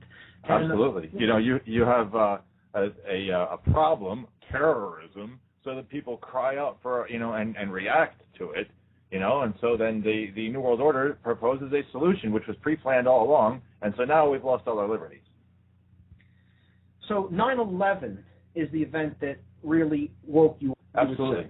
I began to find that some of the more interesting stories that had damning information contradicting the government's official story of 9/11 was disappearing off the net. So I began to print everything that looked interesting on a daily basis. You have a massive print archive of information. You should see the stacks of paper at my house I've been collecting since 2002 on 9/11 and other false flags like Oklahoma City and 7/7 and even the recent underwear bomber. I mean, how in the world are you going to go along with body scanners because a guy had a firecracker, a dud in his pants? This is the sort of impetus for this sort of control. Oh, and meanwhile we find that hey, we got big corporations behind the big push for body scanning. They want to take you and strip you down and treat you like a slave. We tell them how to treat them. Let's look at this. How to treat them. This as an example. You want to get to a point where you have total compliance with people based on their fear. If they're not in fear and they don't view it as something that they need to be afraid of, as something that's capable of harming them, they're not going to give you more control over their daily lives and daily existence. They would say, hey, what do you need to do this for? What do you need to scan me for? What do you need to print me for? What do you need to search me for? They're not going to go along with that unless you can make them think that they need to go along with it for their own safety. So that's how dialectical mechanics works. And you're a big fan of print information. I'd like to say I think that that's a good thing to do, because if anything should happen to, for example, the internet, like Jay Rockefeller planning to take down the internet eventually, it's a good idea to have hard backups of information and not trust that they will just always be out there on the cloud. I tell people that all the time.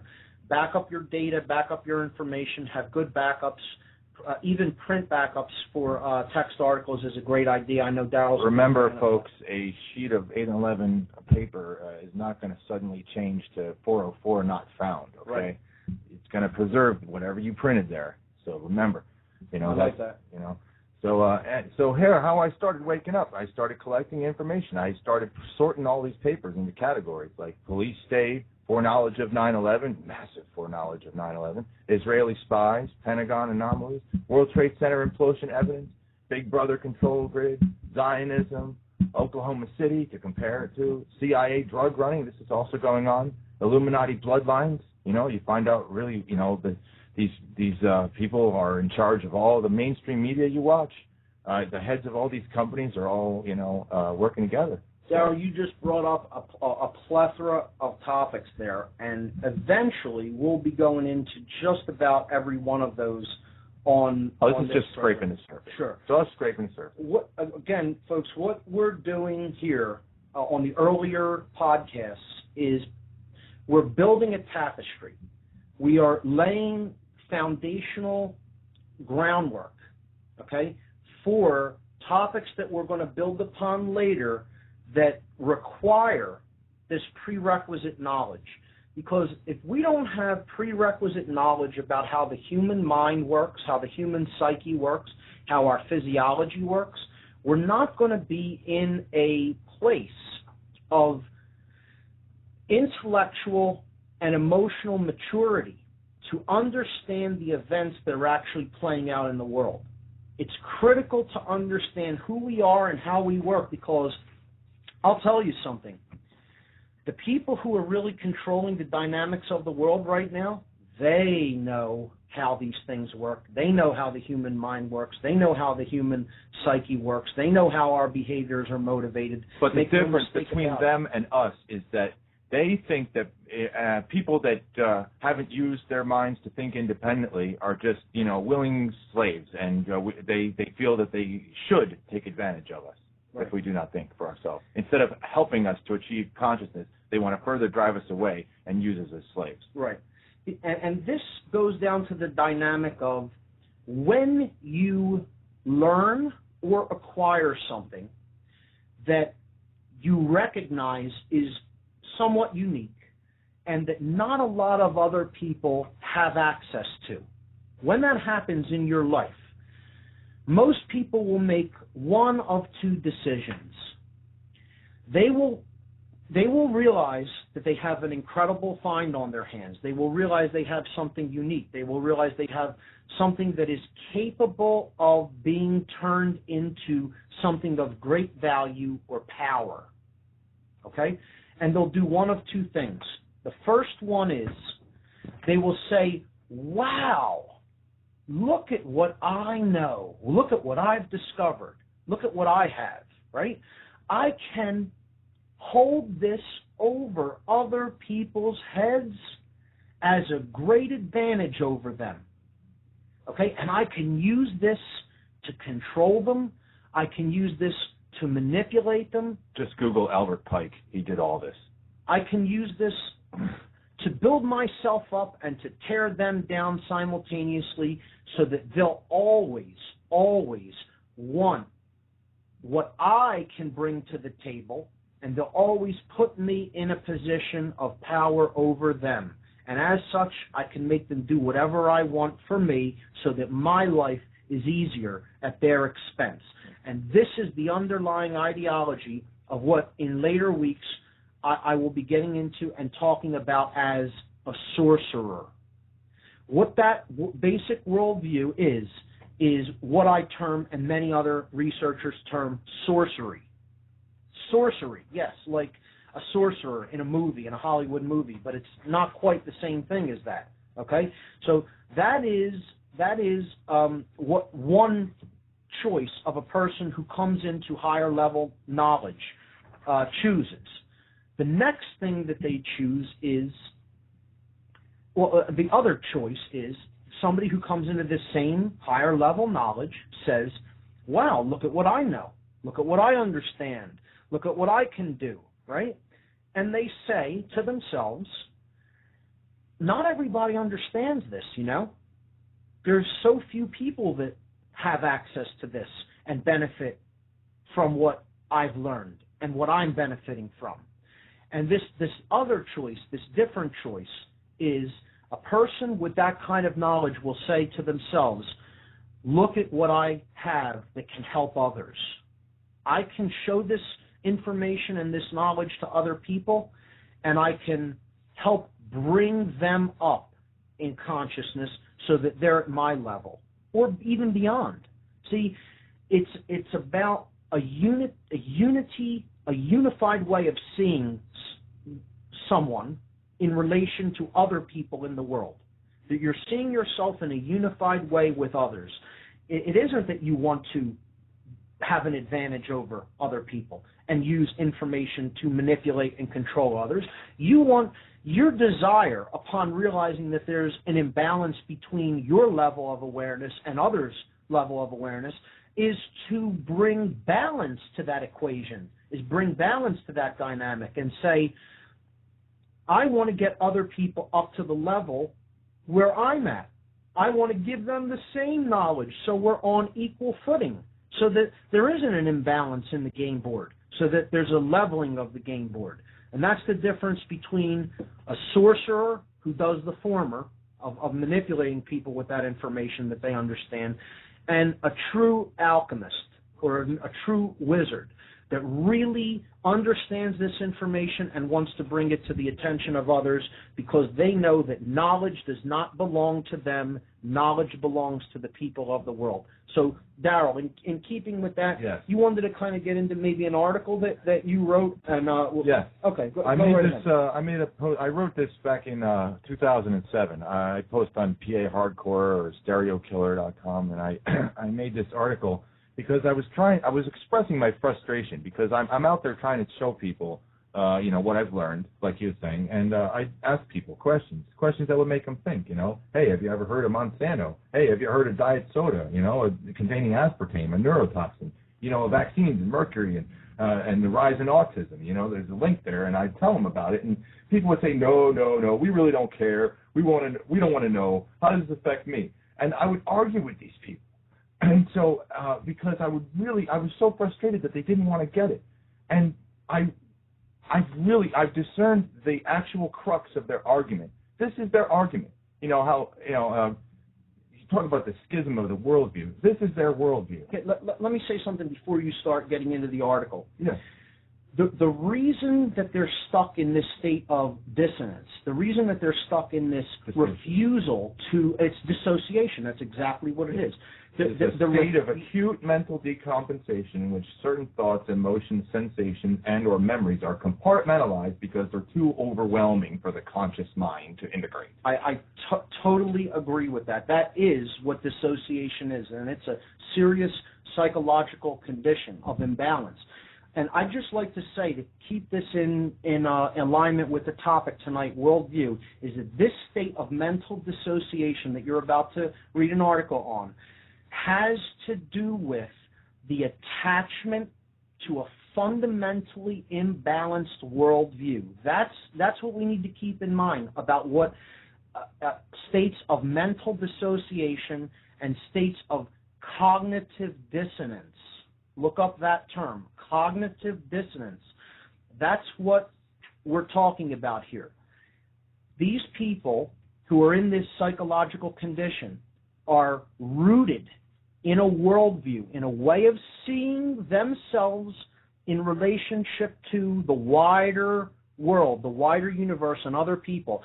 And it's not just that they see the world like that, it's that they are attached to seeing the world like that.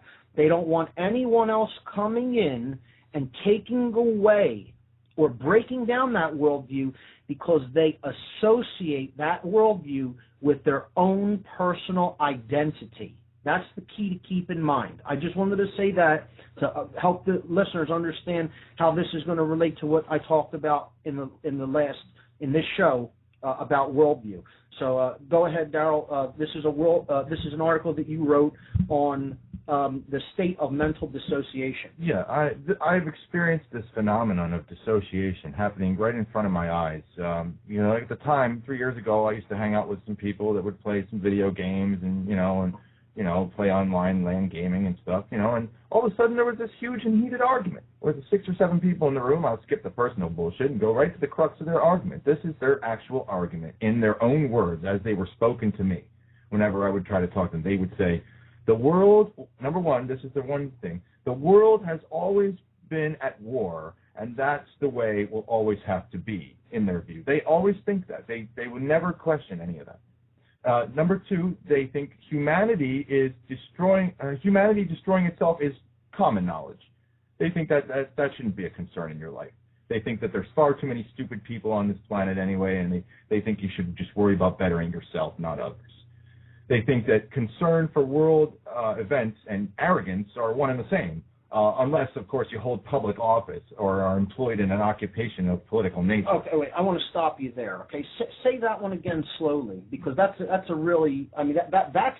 They actually think you're arrogant for having concern about world events that are, beyond your daily routine. They actually think you're being arrogant by actually thinking about things beyond yourself. Okay, so that is an arrogant way of seeing yourself in relation to the world, that if you see a world problem that you want to take concern and issue with to try to bring balance to, you're telling me that the people you spoke to... They don't think you have the credentials to speak out against those things. Right, that only an expert can learn about that. You can't do it through your desire to seek knowledge and truth in the world and then actually come to a higher level of consciousness on your own and then get involved with your wider community, your wider social network of people to be able to bring any kind of balance or right those wrongs or injustices. And I think that's an arrogant viewpoint to even take, that you could make a difference. Then they will immediately challenge you to come up with a complete solution, and they tell you, if you can't lay out exactly what we should all do about it, then you should shut the hell up and don't bother talking to anybody else about it. Keep that liberal bullshit to yourself, they'll tell me. Watch the language. The thing that you said there is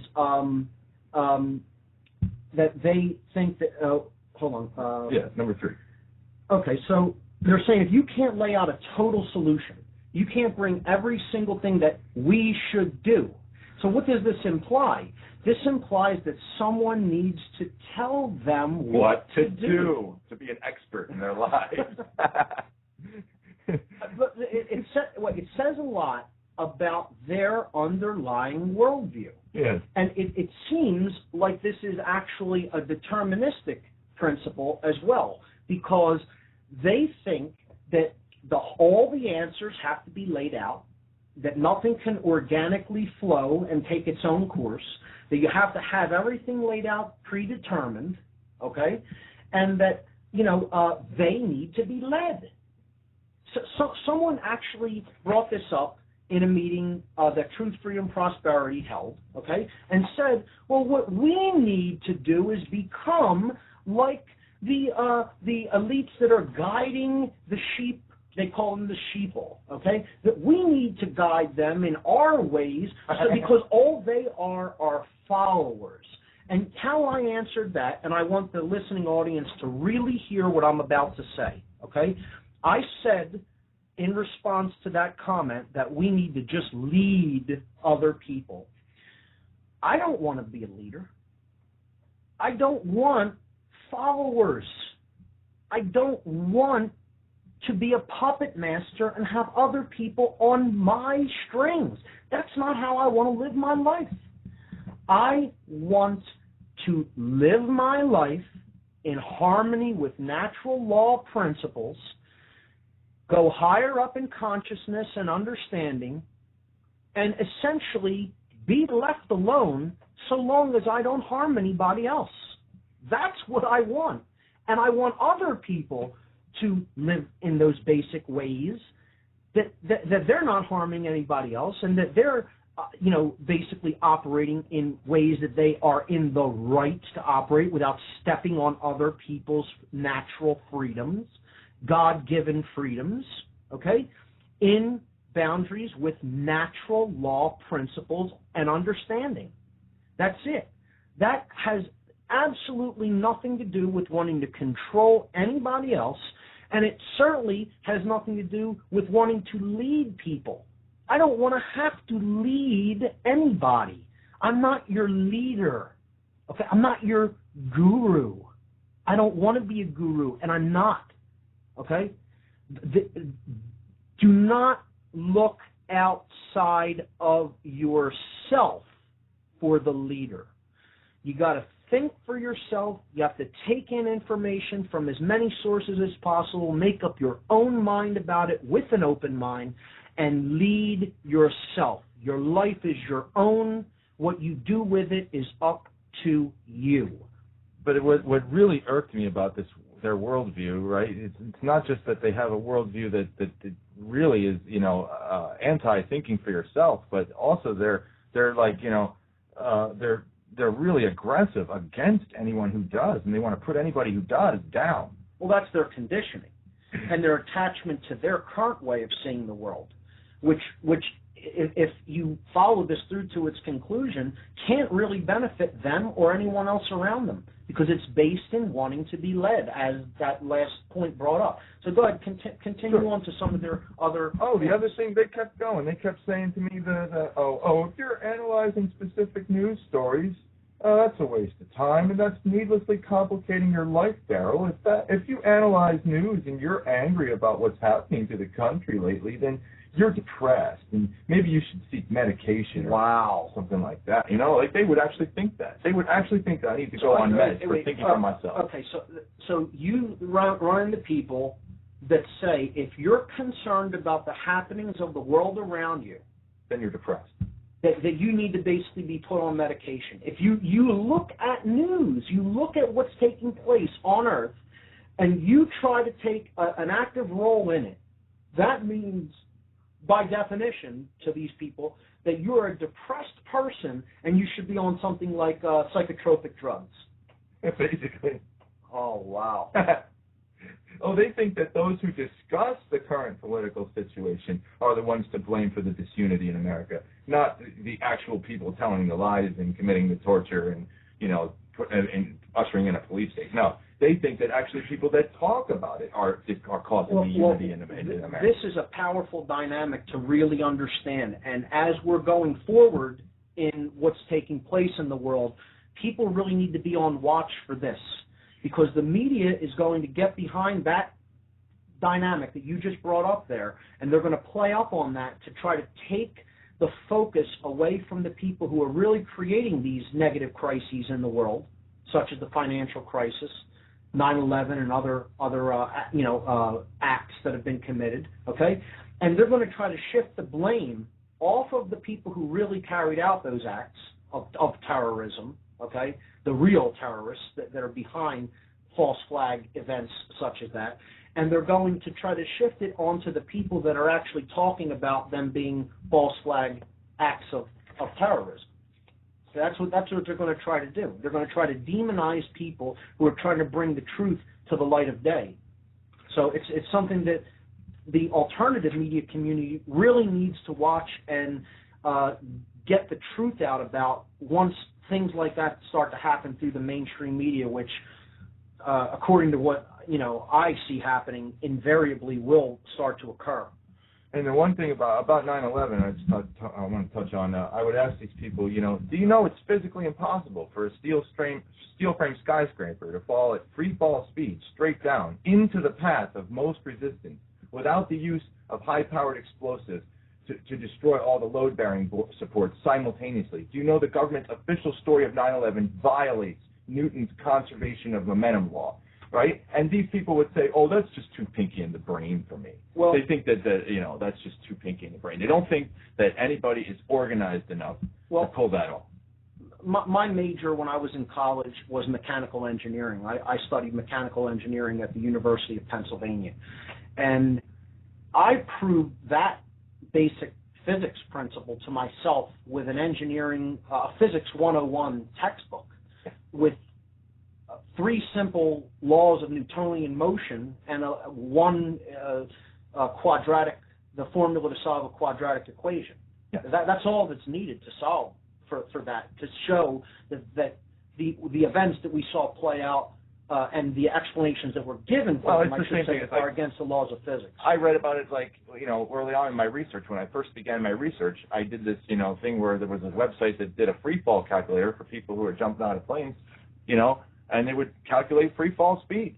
Well, you can actually use those calculations to time the World Trade Center collapses and actually see that it is in free fall. It's coming down, straight down at the speed of gravity, as if you had just dropped the ball from the top of the building to the ground. Well, the media and the cognitive dissonance that is brought about by connection with media and attachment to mainstream media is extremely strong, because people who will refuse to see basic fundamental laws in nature seemingly violated, right? They won't understand that they can't, these laws can't be violated according to the laws of nature, but the official explanations that are given by the media do seemingly violate the laws of nature. So they're holding 2 things in their minds that are in total contradiction simultaneously. Which is Orwell's definition of doublethink. That's doublethink, and it's this psychological condition known as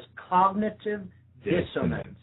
Cognitive dissonance. We'll be talking a lot about that on upcoming shows, and we'll be getting into the events about 9/11 on future shows as well. Awesome. And my specialty in what I discuss regarding the events of 9/11, due to my background in the occult, is occult symbolism in relation to the 9/11 event, and that is really what we'll start to get into on future shows. That won't be for a while.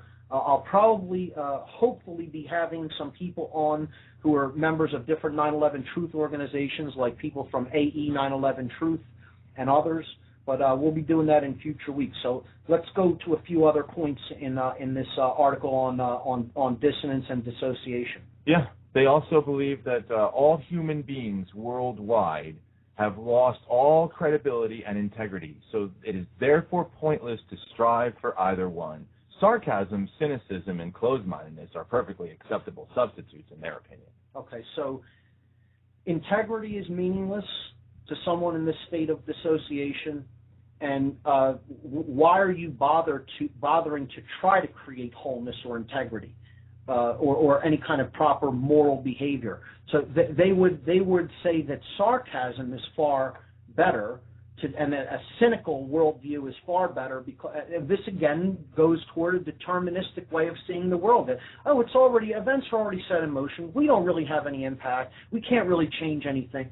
Free will does not exist. It is the mentality of a slave. This is an extreme right-brained worldview that they're holding, and I'll tell you what really leads people into this worldview that puts them in a right-brain state and keeps them there. It's that hypnotist in your living room called the television, folks. That's what it is. Defenestrate your television. Okay, and then the other thing they told me was that people that go into the military do so willingly, and so they shouldn't worry about being lied to. They think it's not their job to know the truth, is what they told me. Their job is to love their country and follow orders, unquote. Wow.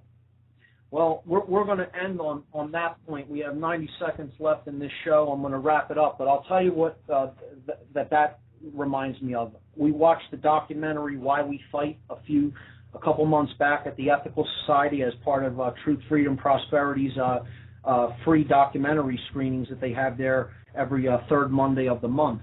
And there was a soldier in there that basically said, "Why do my commanders order me to war? I don't worry about that. I follow orders. That's my job." And I would say that's what created Nazi Germany and the Third Reich. And all the soldiers out there. If you think that that's a moral position to hold, you have a lot to learn. Yeah, I would close by saying that this is their argument in their own words. These guys are people I knew for a lot of years, but it's getting harder and harder to maintain any sort of friendship with people like this because, people that watch a lot of TV and they're not reading the internet news, they're not concerned about what's going on. So the level of apathy these people reach to justify their way of thinking is just surreal, and it's really frightening. The last, 9 years of war propaganda really did a number on them, and it's attitudes like theirs that have been a major factor in leading our country to where it is today. Well, thank you, Daryl, for being on the show. Those are some really powerful insights. I really appreciate you coming on with us. This has been What on Earth is Happening, folks. WhatOnEarthIsHappening.com, RevolutionBroadcasting.com. We'll see you next week.